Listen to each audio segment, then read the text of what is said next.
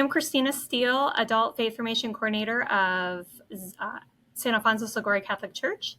And I have here Heather Foucault-Camm, who is from the McGrath Institute at Notre Dame.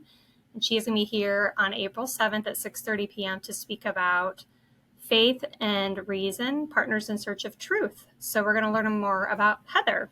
So thank you for joining me.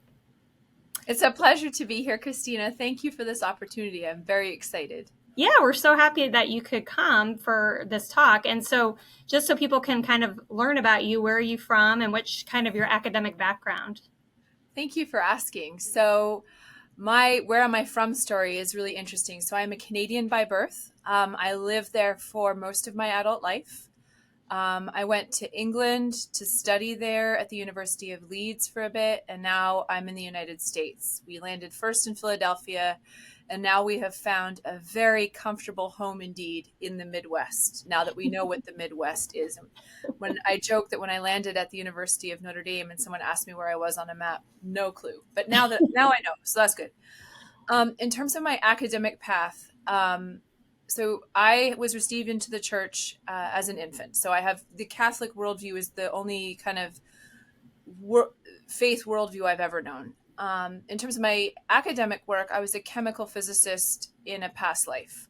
So my field was looking at like atoms, those little tiny building blocks that make up a lot of the words that we hear, like carbon dioxide and glucose or sugar. So I looked at the little building blocks of those things.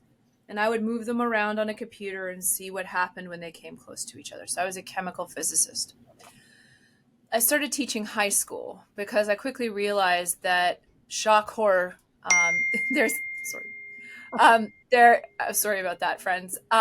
There's not a lot of human interaction in chemical physics. So I started teaching high school. And my life changed in an instant when I gave my students the freedom to ask any question at all on a Friday, right? Random Start Friday is what we called it. And a student raised her hand and she said, "Miss, I know you're Catholic. Now, keep in mind, I had just served her communion and I had been doing so. It was like April, so this was not a revelation to her, pun kind of intended. She goes, I know you're a scientist, right? I'm her science teacher. Which do you believe more, science or religion?" So, I applaud that young woman for having the courage to ask that question. And I'm grateful to her forever because it literally changed the course of my life. Wow. So I felt called for myself as a person of faith, to kind of really explore in an intellectual and pastoral level what it looks like to talk this language of science and faith for myself to further my own understanding, but also in conversation with others, because this is clearly a question that a great many people have, and for good cause. That's very fascinating.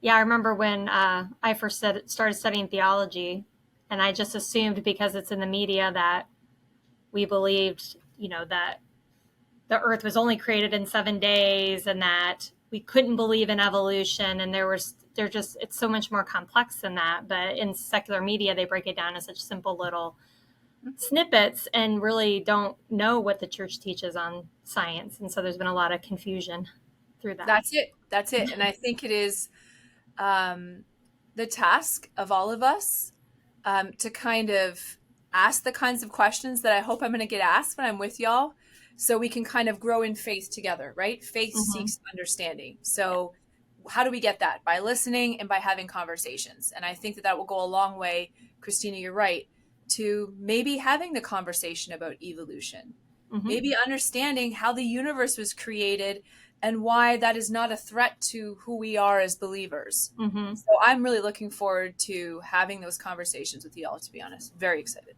Well, and so Heather works for the McGrath Institute of Notre Dame. Can you explain what the McGrath Institute is and its association with Notre Dame and kind of what you do there?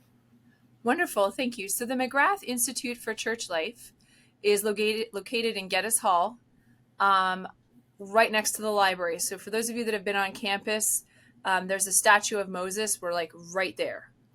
Now, our academic mission is to connect the academy, so what goes on in a university, to the life of a church.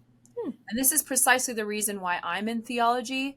And I think a lot of you would see this kind of project to have value, right? What goes on in a university is important, right? It has a place for the world, just generating knowledge or generating kind of technology. But we have to ask the question, and I think this is the value of the Catholic intellectual tradition, right? We have to be prepared to ask the question, is this knowledge for the human good? And we can't ask that question if the knowledge is kind of like locked up in the academy or in the university. Mm-hmm. So our job at McGrath is to be that bridge, right? To have conversations with people like all of you and with Christina right now, and to talk about, okay, this is what the university is kind of noodling on or thinking about. And how is this helpful for you out in the world? And what do we need to learn and what do we need to develop further? So at the McGrath Institute, because we recognize the needs of the church are diverse, we meet those needs in a variety of ways. So the relationship between science and religion, that's one small part of what we think about. We have an Office of Life and Human Dignity, which looks at issues related to abortion and euthanasia, yes, but also racial justice issues. We have sites within McGrath that also look at the formation of our youth and young adults. So we really want to make sure that we are an effective bridge to the diverse and multitude of needs that the church has. I think what's interesting is we're faced with so many complicated moral issues today in society, but we don't, because people have kind of pushed faith out of the arena of discussion, we don't have anything rooting or teaching as to the whys and kind of those deeper moral questions. So I think it's really neat that you kind of bridge that in some sense, obviously with the church, but just we need to kind of go back to those moral roots of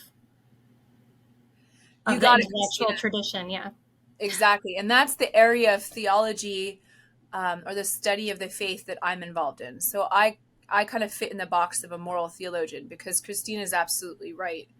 A lot of the questions that I wrestle with myself and I find people are wrestling with are those kinds of moral issues questions, right? How do we make of certain medical technologies? What do we even do with artificial intelligence? Like, how are we supposed to think through technology? So these kinds of cutting edge questions that are relevant and practical to us in the moment are very much at the forefront of the consideration of various people within the McGrath Institute for Church Life. That's really neat. So your talk is titled Faith and Reason, Partners in Search for Truth. So if someone comes to your talk, what should they expect to a preview of what they'll hear at your talk? No, thank you very much. So I would love to claim that idea for the title is 100% from my own brain. However, in all honesty, there is this wonderful document called Fideat et Ratio, which I will quote from in the talk. And they talk about faith and reason being like two wings on which the human spirit rises to the contemplation of truth. And God has placed in our heart a desire to know the truth. In other words, a desire to know himself. And so when I think about how I see the relationship between faith and reason, it's really that icon of, if you think about a bird, faith and reason, right? They are not the same thing. They are both equally necessary. And they are both the ability to have faith and to reason are both divinely given to us. So that's the kind of impetus for the title. In terms of what to expect, I am hopeful that you can expect, and I'm going to deliver a really engaging conversation. I'd love to lay some foundation for you, give you some access to some, like, this is what the church actually says about science, right? Back to what Christina said, right? There's a lot of stuff in the media about, the church says you can't do this. The church, no, we're going to go straight to the source, my friends. It's all open source and on the Vatican website, so you can hear me say it and you can check it for yourself. So what we'd like to do ideally is just lay a basic foundation. This is what the church says about science. This is the historical basis for why people think there's this contentious relationship. And let's look at that through the lens of something that is of interest to the audience. So this is where we're going to be able to choose your own adventure with the talk. We will have one possible consideration will be the origin and creation of the universe. So we may talk about the Big Bang. If as a community we feel that's where we're there, that's where we're at that night, right? The eclipse is coming up. Maybe we want to learn about space. We also can look at the relationship between faith and reason through the lens of these moral issues that Christina is talking about, right? So bioethics, this is where I tend to, most of my scholarly work. Or we can look at it through artificial intelligence. And depending on time, we might hit one of them, we might hit three of them. But what I'd really like to do again is lay a basic foundation. This is what the church actually says. And then bring the rest of the talk to your interests and hopefully be able to speak to a topic that is at the forefront of your mind. That sounds wonderful. Thank you. All right. Well, we look forward to seeing you on Sunday, April 7th at around 6:30 p.m. So we Wonderful. And I am excited to be there. Thank you very much, to Christina, for the invitation, and to all of you for attending. And I really hope we can have a wonderful and engaging conversation together as we learn more about what searching for the truth means. Sounds great, Heather. Thank you. You're welcome.